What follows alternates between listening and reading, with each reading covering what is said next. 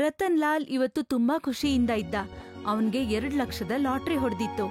ಅವನು ಖುಷಿಯಿಂದ ಮನೆಗ್ ಬಂದು ತನ್ನ ಹೆಂಡತಿ ಆರ್ತಿಗೆ ಹೇಳ್ತಾನೆ, ಅಲ್ಲ ಕೇಳ್ತಿದ್ಯಾ ಕಮಲಾ ಅವರಮ್ಮ? ಏನಾಯ್ತು? ಯಾಕಂಗ್ ಗಂಟ್ಲಾರ್ಕಂಡ್ ಕೂಗಾಡಿರಿ?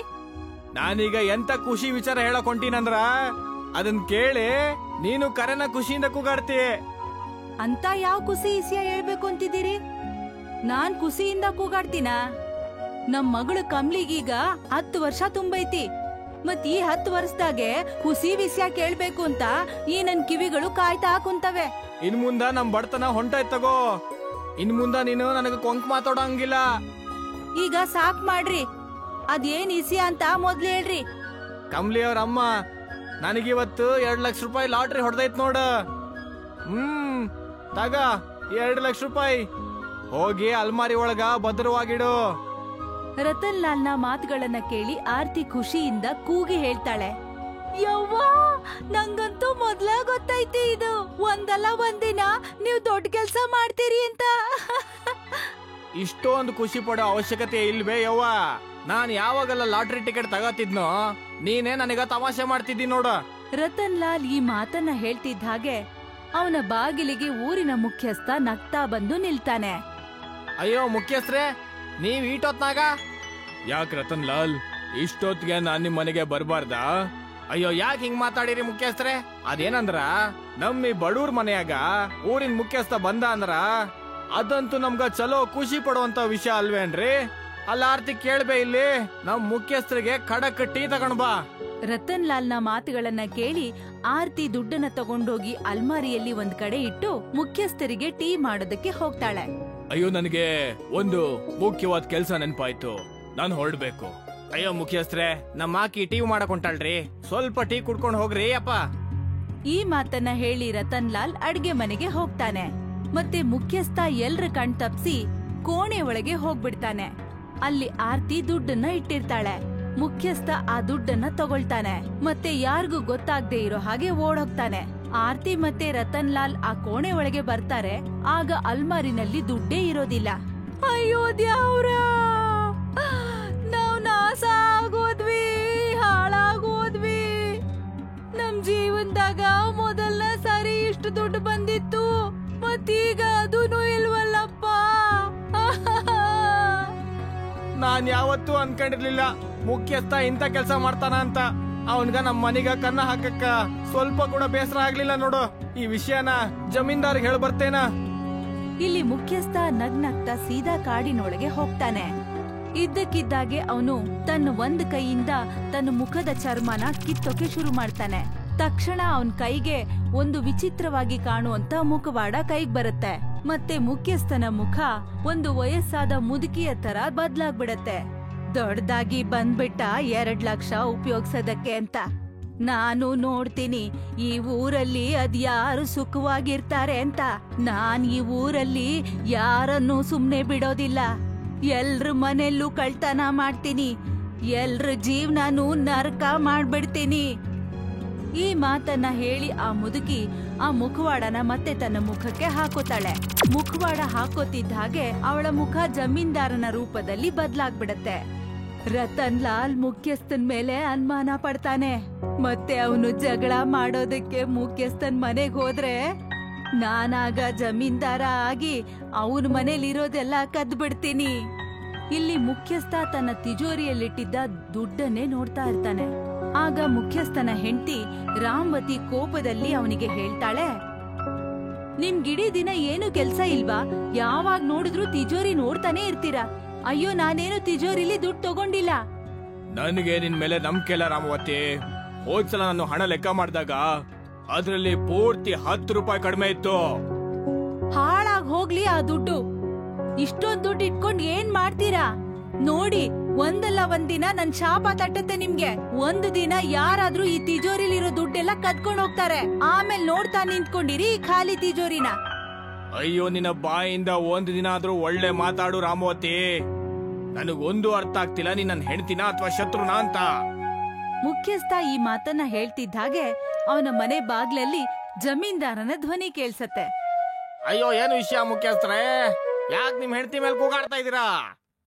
ಜಮೀನ್ದಾರನ್ನ ತನ್ನ ಮನೆಯಲ್ಲಿ ನೋಡಿ ಮುಖ್ಯಸ್ಥ ತಕ್ಷಣ ತಿಜೋರಿ ಬಾಗ್ಲನ್ನ ಮುಚ್ಚಿಬಿಡ್ತಾನೆ. ಅಯ್ಯೋ, ನನ್ ನೋಡಿ ಯಾಕೆ ನಿಮ್ ತಿಜೋರಿನ ಮುಚ್ಬಿಟ್ರಿ ಮುಖ್ಯಸ್ಥರೇ? ಅಯ್ಯೋ, ಎಷ್ಟು ದುಡ್ಡು ನಿಮ್ಮ ತಿಜೋರಿಯಲ್ಲಿ ಇಟ್ಟಿದ್ದೀರೋ ಅದಕ್ಕಿಂತ ಹೆಚ್ಚಿನ ಹಣ ನಮ್ಮ ಮನೇಲಿ ಕೆಲಸ ಮಾಡುವಂತ ಕೆಲ್ಸಗಾರರ ಹತ್ರ ಇದೆ. ಅಯ್ಯೋ, ಇದು ಒಂದು ಹೇಳೋ ವಿಷಯನ ಜಮೀನ್ದಾರ್ರೆ? ಅಲ್ಲ, ನೀವಿಲ್ಲಿ ಇಷ್ಟೊತ್ತಿಗೆ ಏನ್ ವಿಷಯ ಹೇಳಿ? ಯಾಕೆ ನಾನ್ ಇಷ್ಟೊತ್ತಿಗೆ ನಿಮ್ ಮನೆಗೆ ಬರೋ ಹಾಗಿಲ್ವಾ? ಅಯ್ಯೋ, ಯಾಕೆ ಬರೋ ಹಾಗಿಲ್ಲ? ವಿಷಯ ಏನಂದ್ರೆ ಮುಖ್ಯಸ್ಥರೇ, ನನ್ನ ಒಂದು ಜಮೀನು ಎಷ್ಟೋ ವರ್ಷದಿಂದ ಕೋರ್ಟ್ ಕೇಸಲ್ಲಿ ಸಿಕ್ಕಾಕೊಂಡಿತ್ತಲ್ಲ, ಅದ್ರ ತೀರ್ಪು ನನ್ನ ಪರವಾಗಿ ಬಂದಿದೆ. ಆ ಖುಷಿಗೆ ಇಡೀ ಊರ್ನವ್ರಿಗೆ ಸಿಹಿ ಹಂಚ್ಕೊಂಡ್ ಬರ್ತಾ ಇದೀನಿ. ತಗೊಳ್ಳಿ ಈ ಸಿಹಿನ. ವಿಶೇಷವಾಗಿ ನಿಮ್ಗೋಸ್ಕರ ಅಂತಾನೆ ಕಲ್ಲು ಸಿಹಿ ಅಂಗಡಿಯಿಂದ ಬಿಸಿ ಬಿಸಿ ತುಪ್ಪದಿಂದ ಮಾಡ್ಸಿರೋದು. ಸಿಹಿನ ನೋಡಿ ಮುಖ್ಯಸ್ಥ ಮತ್ತೆ ರಾಮವತಿ ಬಾಯಲ್ಲಿ ನೀರ್ ಬರುತ್ತೆ. ಯಾಕೆಂದ್ರೆ ಕಲ್ಲು ಸಿಹಿ ಅಂಗಡಿಯವನ ಲಡ್ಡು ತುಂಬಾನೇ ಪ್ರಸಿದ್ಧವಾಗಿರುತ್ತೆ. ನೀವು ಖಂಡಿತವಾಗ್ಲೂ ಸರಿಯಾದ ಸಮಯಕ್ಕೆ ಬಂದಿದ್ದೀರಾ ಜಮೀನ್ದಾರ್ರೆ. ನನಗೂ ಯಾಕೋ ಇವತ್ತು ಸಿಹಿ ತಿನ್ಬೇಕು ಅಂತ ತುಂಬಾನೇ ಅನಿಸ್ತಾ ಇತ್ತು. ನೀವಿವತ್ತು ನನ್ನ ಸ್ವಲ್ಪ ದುಡ್ಡನ್ನ ಉಳಿಸ್ಬಿಟ್ರಿ. ಇಲ್ಲ ಅಂದ್ರೆ ಸ್ವೀಟ್ ತಿನ್ಬೇಕು ಅಂತ ಸ್ವಲ್ಪ ದುಡ್ಡು ಖರ್ಚು ಮಾಡ್ಬೇಕಾಗಿತ್ತು. ಈ ಮಾತನ್ನ ಹೇಳಿ ಮುಖ್ಯಸ್ಥ ಲಡ್ಡು ತೆಗೆದುಕೊತಾನೆ. ಅಯ್ಯೋ, ಈ ಲಡ್ಡು ಎಲ್ಲ ನೀವೊಬ್ರೇ ತಿನ್ಬಿಡ್ತೀರಾ? ನನ್ಗೂ ಸ್ವಲ್ಪ ಕೊಡಿ, ಕೊಡಿ ಇಲ್ಲಿ, ಕೊಡಿ. ರಾಮವತಿ ಕೂಡ ಲಡ್ಡು ತಗೋತಾಳೆ. ಲಡ್ಡು ತಿಂತಿದ್ದ ಹಾಗೆ ರಾಮವತಿ ಮತ್ತೆ ಮುಖ್ಯಸ್ಥನ್ಗೆ ತಲೆ ಸುತ್ತು ಬಂದು ಅವರು ಸ್ವಲ್ಪ ಸಮಯದಲ್ಲೇ ಪ್ರಜ್ಞೆ ತಪ್ಪಿ ಅಲ್ಲೇ ಬಿದ್ಬಿಡ್ತಾರೆ. ಮೂರ್ಖ ನನ್ನ ಮಗನೇ, ನಾನು ನೋಡ್ತೀನಿ ನಿನ್ನ ಈ ತಿಜೋರಿಯಲ್ಲಿ ಎಷ್ಟು ಹಣ ಕೂಡಿಟ್ಟಿದ್ಯಾ ಅಂತ. ಜಮೀನ್ದಾರನ ವೇಷದಲ್ಲಿದ್ದ ಆ ಮುದುಕಿ ಮುಖ್ಯಸ್ಥನ ಆ ತಿಜೋರಿಯನ್ನ ತೆಗೆದು ಅಲ್ಲಿದ್ದ ದುಡ್ಡನ್ನೆಲ್ಲ ಎತ್ಕೊಂಡು ಅಲ್ಲಿಂದ ಪರಾರಿ ಆಗ್ಬಿಡ್ತಾಳೆ. ಪ್ರಜ್ಞೆ ಬಂದ್ಮೇಲೆ ಮುಖ್ಯಸ್ಥ ಜೋರಾಗಿ ಕೂಗಾಡಕ್ ಶುರು ಮಾಡ್ತಾನೆ. ಅಯ್ಯೋ, ನಾನೆಲ್ಲ ಕಳ್ಕೊಂಡೆ, ಮುಳುಗೋದೆ.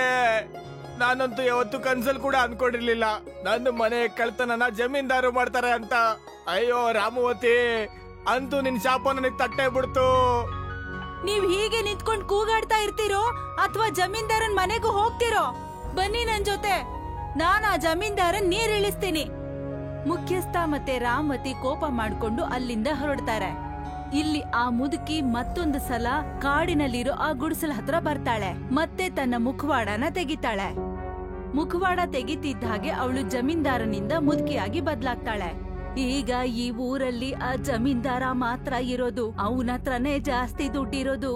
ನಾನ್ ಅವನ ಮನೆಯಲ್ಲೂ ಕಳ್ತನ ಮಾಡಿ ಆಮೇಲೆ ಊರಲ್ಲಿರೋ ಎಲ್ರ ಮನೆಯಲ್ಲೂ ಕಳ್ತನ ಮಾಡ್ತೀನಿ.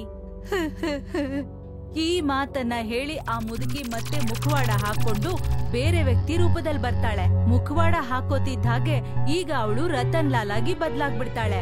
ಈಗ ಜಮೀನ್ದಾರನ ಮನೆ ಕಡೆ ಹೊರಟ್ಬಿಡ್ತಾಳೆ. ಇಲ್ಲಿ ಜಮೀನ್ದಾರ ತನ್ನ ನೌಕರ ಬಲ್ಲಿಗೆ ಕೋಪ ಮಾಡ್ಕೊಂಡ್ ಹೇಳ್ತಿರ್ತಾನೆ. ಬಲ್ಲಿ, ಯಾಕೆ ಇವತ್ತು ರತನ್ ಲಾಲ್ ಕೆಲ್ಸಕ್ ಬಂದಿಲ್ಲ? ಗೊತ್ತಿಲ್ಲ ಜಮೀನ್ದಾರ್ರೆ, ಬಹುಶಃ ಇವತ್ತು ಕೂಡ ಲಾಟ್ರಿ ಟಿಕೆಟ್ ತಗೊಳಕ್ ಹೋಗಿರ್ಬೇಕು. ಯಾವಾಗ ನೋಡಿದ್ರು ಇವನು ಲಾಟ್ರಿ ಟಿಕೆಟ್ ತಗೋತಾನೆ ಇರ್ತಾನಲ್ಲ, ಯಾವತ್ತಾದ್ರೂ ಇವನಿಗೆ ಲಾಟ್ರಿ ಬರುತ್ತಾ? ಅದು ಅಲ್ದೆ ನನ್ನ ಹೆಂಡತಿ ಬೇರೆ ಇವತ್ತು ಮನೇಲಿಲ್ಲ. ಮತ್ ನಾನು ಇವತ್ತು ಯಾರಿಗ್ ಜಮೀನ ಮಾರ್ಬೇಕು ಅಂತಿದ್ದೀನೋ ಅವನು ಕೂಡ ಇಲ್ಲಿಗೆ ಬರ್ತಾ ಇದ್ದಾನೆ. ಮತ್ತೆ ಅವನ್ಗಂತೂ ರತನ್ ಲಾಲ್ ಕೈಯಾರೆ ಮಾಡಿರೋಂತ ಟೀನೇ ಇಷ್ಟ ಆಗುತ್ತೆ. ಆಗ ಆ ಮುದುಕಿ ರತನ್ ಲಾಲ್ ರೂಪದಲ್ಲಿ ಜಮೀನ್ದಾರನ್ ಹತ್ರ ಬರ್ತಾಳೆ. ನಾನಂತೂ ನಿನ್ಗೋಸ್ಕರನೇ ಕಾಯ್ತಿದ್ದೆ ರತನ್ ಲಾಲ್. ನೀನ್ ಯಾಕೆ ಇವತ್ ಕೆಲ್ಸಕ್ಕೆ ಇಷ್ಟ ತಡವಾಗಿ ಬಂದೆ? ಇವತ್ ನನಗ ಹುಷಾರಿದ್ದಲ್ಲ ಜಮೀನ್ದಾರ, ನಾನಿವತ್ತು ಬೇಗ ಹೊರಡ್ತೀನಿ. ರತನ್ ಲಾಲ್ ಇಷ್ಟು ಹೇಳ್ತಿದ್ದ ಹಾಗೆ ಜಮೀನ್ದಾರನ ಜಮೀನ್ ತಗೊಳ್ಳೋ ಅಂತ ಒಬ್ಬ ಗ್ರಾಹಕ ಬ್ಯಾಗ್ ಅಲ್ಲಿ ದುಡ್ಡು ತಗೊಂಡು ಅಲ್ಲಿಗೆ ಬರ್ತಾನೆ. ಜಮೀನ್ದಾರ ರತನ್ ಲಾಲ್ನ ನೋಡಿ ಹೇಳ್ತಾನೆ, ಸರಿ, ನೀನ್ ಇವತ್ತು ಬೇಗ ಹೋಗು, ಹೋಗಿ ಎಲ್ರಿಗೂ ಒಳ್ಳೆ ಟೀ ಮಾಡ್ಕೊಂಡು ತಗೊಂಡ್ ಬಾ. ಜಮೀನ್ದಾರನ ಮಾತನ್ನ ಕೇಳಿ ರತನ್ ಲಾಲ್ ಟೀ ಮಾಡೋದಕ್ಕೆಂತ ಹೋಗ್ತಾನೆ. ಸ್ವಲ್ಪ ಸಮಯದಲ್ಲೇ ರತನ್ ಲಾಲ್ 3 ಕಪ್ ಟೀ ತಗೊಂಡು ಅಲ್ಲಿಗೆ ಬರ್ತಾನೆ. 3 ಕಪ್ ಟೀ ಯಾಕೆ? 1 ಕಪ್ ಟೀ ಜಾಸ್ತಿ ಆಗಿತ್ರಿ ಜಮೀನ್ದಾರ್ರೆ. ನಾನ್ ಅನ್ಕೊಂಡೆ ಬಲ್ಲಿ ಅಣ್ಣ ಕುಡಿತಾರೆ ಅಂತ. ರತನ್ ಲಾಲ್ ಹೇಳ್ತಿದ್ದ ಹಾಗೆ ಬಲ್ಲಿ ಖುಷಿಯಿಂದ ಒಂದು ಟೀ ಕಪ್ ಅನ್ನ ತಗೋತಾನೆ. ಇನ್ನೊಂದ್ ಕಪ್ ಟೀಯನ್ನ ಆ ಗ್ರಾಹಕ ತಗೋತಾನೆ. ಆದ್ರೆ ಅವ್ರು ಮೂವರು ಟೀ ಕುಡಿತಿದ್ದ ಹಾಗೆ ಮೂರ್ಛೆ ಹೋಗ್ಬಿಡ್ತಾರೆ. ಮತ್ತೆ ಆ ಮುದುಕಿ ತಕ್ಷಣ ದುಡ್ಡು ತಗೊಂಡು ಅಲ್ಲಿಂದ ಹೊರಟ್ಬಿಡ್ತಾಳೆ. ಸ್ವಲ್ಪ ಸಮಯದ ಹೊತ್ತಿಗೆ ಮೂವರಿಗೂ ಪ್ರಜ್ಞೆ ಬರುತ್ತೆ. ಗೊತ್ತಾಗ್ತಿಲ್ಲ ನನ್ಗೆ ಯಾಕೆ ಹೀಗಾಗ್ತಿದೆ ಅಂತ. ನಿದ್ದೆ ಮಾಡಿ ಎದ್ದಿರೋ ತರ ಅನ್ನಿಸ್ತಿದೆ. ಜಮೀನ್ದಾರ್ರೆ, ನಿಮ್ಗೊಬ್ರಿಗೆ ಅಲ್ಲ, ನಾವೆಲ್ರೂ ನಿದ್ದೆಯಿಂದಾನೇ ಎದ್ದಿರೋದು. ಆ ರತನ್ ಲಾಲ್ ಖಂಡಿತ ಟೀ ಒಳಗಡೆ ಏನೋ ಬೆರೆಸಿದ್ದಾನೆ. ಆಗ ಆ ಗ್ರಾಹಕ ತುಂಬಾ ಆಶ್ಚರ್ಯದಿಂದ ಹೇಳ್ತಾನೆ, ಜಮೀನ್ದಾರ್ರೆ, ನಾನ್ ತಂದಿದ್ದ ದುಡ್ಡೆಲ್ಲ ಕಾಣೆ ಆಗಿದೆ. ಅರ್ಥ ಆಯ್ತು, ನಿಜವಾಗ್ಲೂ ಇದೆಲ್ಲ ರತನ್ ಲಾಲ್ದೇನೆ ಕೆಲ್ಸ. ಲಾಟ್ರಿಯಿಂದ ದೊಡ್ಡ ಮನುಷ್ಯ ಆಗಿಲ್ಲ ಅಂದಿದ್ಕೆ ಈ ರೀತಿ ಕೆಲಸ ಮಾಡೋದಕ್ ಶುರು ಮಾಡದ್ನ. ನಾನ ರತನ್ ಲಾಲ್ ಸುಮ್ನೆ ಬಿಡಲ್ಲ, ಬನ್ನಿ ನನ್ ಜೊತೆ. ಬಲ್ಲಿ ಮತ್ತೆ ಜಮೀನ್ದಾರ ಕೋಪ ಮಾಡ್ಕೊಂಡು ರತನ್ ಲಾಲ್ನ ಮನೆ ಕಡೆಗೆ ಹೋಗ್ತಾರೆ. ಇಲ್ಲಿ ಮುಖ್ಯಸ್ಥ ಜಮೀನ್ದಾರನ ಮನೆ ಕಡೆಗೆ ಬರ್ತಿರ್ತಾನೆ.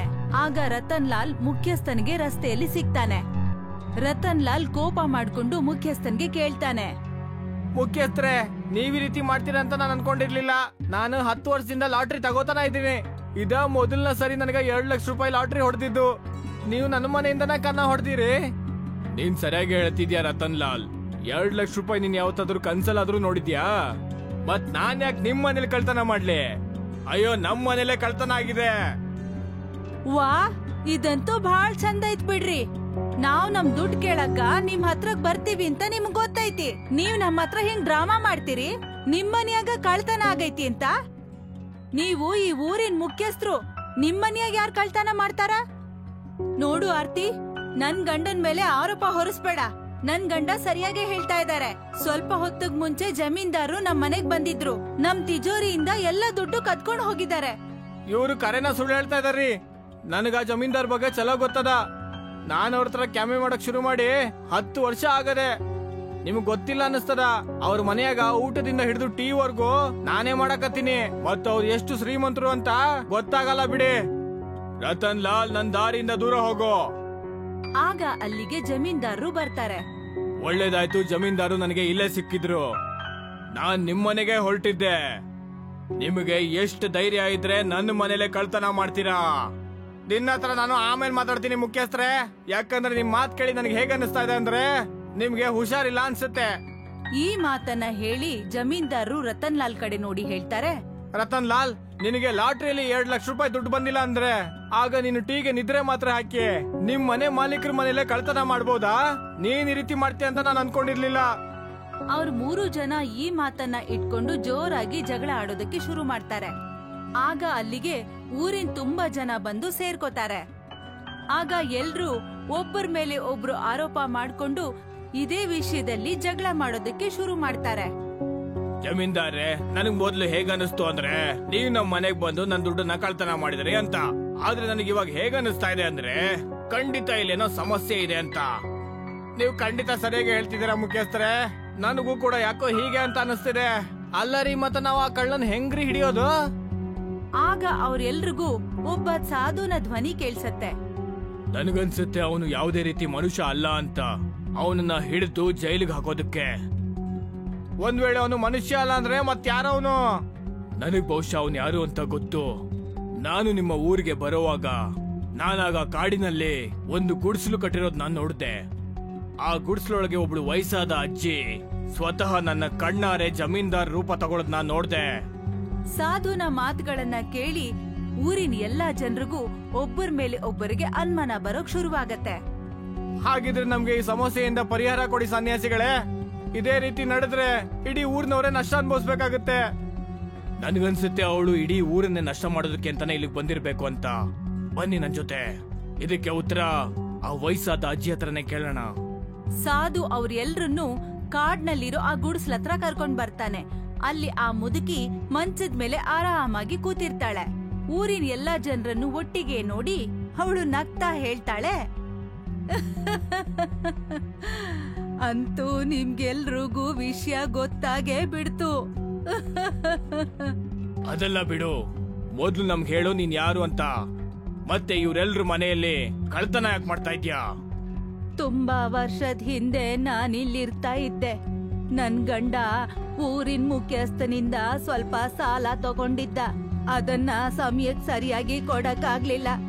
ಅದಕ್ಕೆ ಊರಿನ ಮುಖ್ಯಸ್ಥ ನನ್ನ ಮತ್ತೆ ನನ್ ಗಂಡನ್ನ ಊರಿಂದ ಆಚೆ ಹಾಕ್ಬಿಟ್ಟ. ನಾನು ಮತ್ತೆ ನನ್ ಗಂಡ ಎಷ್ಟೋ ಜನರ ಹತ್ರ ಸಹಾಯ ಕೇಳಿದ್ವಿ, ಆದ್ರೆ ಯಾರು ನಮಗ್ ಸಹಾಯ ಮಾಡ್ಲಿಲ್ಲ. ಊರಿನ ಜಮೀನ್ದಾರನು ಮಾಡ್ಲಿಲ್ಲ, ಊರಿನ ಯಾವ ಜನರು ಮಾಡ್ಲಿಲ್ಲ. ನನ್ ಗಂಡನ್ಗೆ ಈ ವಿಷಯದಲ್ಲಿ ಆಘಾತ ಆಯ್ತು, ಆದ್ರೆ ನಾನ್ ಮಾತ್ರ ಸೋಲಿಲ್ಲ. ನಾನು ಬ್ಲಾಕ್ ಮ್ಯಾಜಿಕ್ ವಿದ್ಯೆ ಕಲ್ತೆ.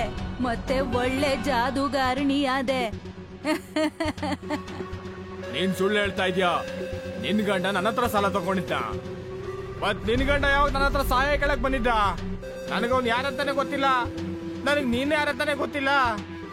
ಮೂರ್ಖ, ನಾನ್ ಇವತ್ತಿಂದ 50 ವರ್ಷದ ಹಿಂದಿನ ಮಾತ್ ಹೇಳ್ತಾ ಇದ್ದೀನಿ. 50 ವರ್ಷಗಳ ಹಿಂದೆ ಈ ಊರಿನವರು ಮಾಡಿದ ತಪ್ಪಿಗೆ ಅದಕ್ ಶಿಕ್ಷೆ ಈ ಭವಿಷ್ಯದಲ್ಲಿರೋ ಈ ಜನರಿಗೆ ನೀನ್ ಯಾಕೆ ಕೊಡ್ತಾ ಇದ್ಯಾ? ಇದರಲ್ಲಿ ಇವ್ರ ತಪ್ಪೇನಿದೆ? ಎಷ್ಟೋ ವರ್ಷಗಳ ಹಿಂದೆ ಮಾಡಿದ ಪಾಪಗಳಿಗೆ ಭವಿಷ್ಯದಲ್ಲಿ ಫಲ ಅನುಭವಿಸ್ಬೇಕಾಗತ್ತೆ. ಸಾಧು, ಹೋಗು ಇಲ್ಲಿಂದ. ಏನು ಗೊತ್ತಿಲ್ಲಿರೋ ಈ ಜನರ ದುಡ್ಡನ್ನ ವಾಪಸ್ ಕೊಟ್ಬಿಡು, ಮತ್ತಿಲ್ಲಿಂದ ಹೊರಟೋಗು. ಸಾಧ್ಯ ಇಲ್ಲ ಸಾಧು, ಇನ್ನು ನನ್ನನ್ನು ಯಾರು ಹಿಡಿಯಕ್ಕಾಗಲ್ಲ. ಈ ಮಾತನ್ನ ಹೇಳಿ ಆ ಮುದುಕಿ ತನ್ನ ಮುಖದ ಮೇಲೆ ಮುಖವಾಡ ಹಾಕೋಬೇಕು ಅಂತಿದ್ಲು. ಅಷ್ಟ್ರಲ್ಲಿ ಸಾಧು ಜೋರಾಗಿ ಕಿರ್ಚ್ತಾ ರತನ್ ಲಾಲ್ ಕಡೆ ನೋಡಿ ಹೇಳ್ತಾನೆ, ಅವಳ ಮುಖವಾಡ ತೆಗೆದು ಒಡೆದು ಹಾಕು. ಬಹುಶಃ ಆ ಮುಖವಾಡದಲ್ಲೇ ಅವಳ ಶಕ್ತಿ ಎಲ್ಲ ಇರ್ಬೇಕು. ರತನ್ ಲಾಲ್ ತುಂಬಾ ವೇಗವಾಗಿ ಹೋಗಿ ಆ ಮುಖವಾಡನ ಕಿತ್ಕೋತಾನೆ ಮತ್ತೆ ಅದನ್ನ ಒಡೆದು ಹಾಕ್ಬಿಡ್ತಾನೆ. ಮುಖವಾಡ ಒಡೆದು ಹೋಗ್ತಿದ್ದ ಹಾಗೆ ಆ ಮುದುಕಿ ಒಂದು ಕಪ್ಪು ಹೊಗೆಯಾಗಿ ಬದ್ಲಾಗಿ ಮಾಯ ಆಗ್ಬಿಡ್ತಾಳೆ. ಜಮೀನ್ದಾರ, ರತನ್ ಲಾಲ್, ಮುಖ್ಯಸ್ಥ ಮತ್ತೆ ಊರಿನ ಎಲ್ಲ ಜನರು ತಮ್ಮ ತಮ್ಮ ದುಡ್ಡುಗಳನ್ನ ತಗೊಂಡು ತಮ್ಮ ಮನೆಗೆ ವಾಪಸ್ ಬರ್ತಾರೆ. ಇದಾದ್ಮೇಲೆ ಊರಿನ ಎಲ್ಲಾ ಜನರು ತಮ್ಮ ಜೀವನನ ಸುಖದಿಂದ ಜೀವಿಸ್ತಾ ಇರ್ತಾರೆ.